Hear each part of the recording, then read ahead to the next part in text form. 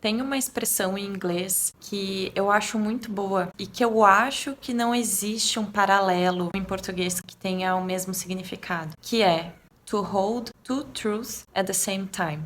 Segurar duas verdades ao mesmo tempo. E o que isso quer dizer, né? A gente ser capaz de aceitar que duas coisas que a princípio poderiam parecer contraditórias podem ser verdade ao mesmo tempo. Dando alguns exemplos, poderia ser eu saber que alguém não fez algo por mal e não queria intencionalmente me machucar, mas também eu ter sido sim machucado e me sentir machucado. Ou então eu tomar uma decisão que eu sei que é a correta pra mim, mas que também é dolorosa.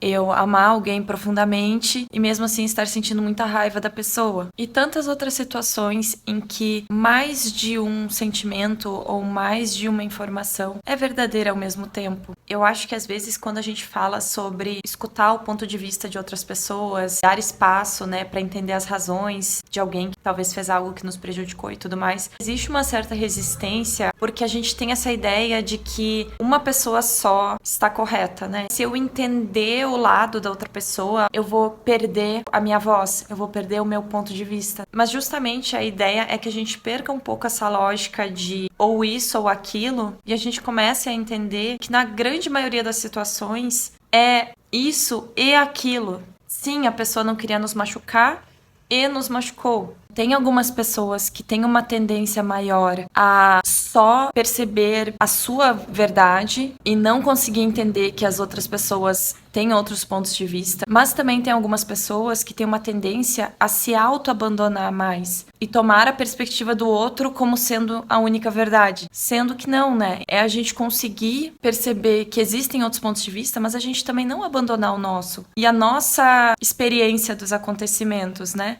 E aqui eu tô dando um exemplo como se eu tenho uma verdade e a outra pessoa tem outra verdade, mas às vezes essas duas verdades estão as duas dentro de nós. Por exemplo, eu tô sentindo muita tristeza que acabou uma relação, mas eu também tô sentindo alívio. E se eu não entendo que é possível sentir essas diferentes emoções e que todas precisam de espaço, eu vou sufocar a minha tristeza ou eu vou sufocar o meu alívio porque eu me sinto culpada. Ou tantas outras situações em que a gente acha que só pode ter um ponto de vista em relação à situação, né?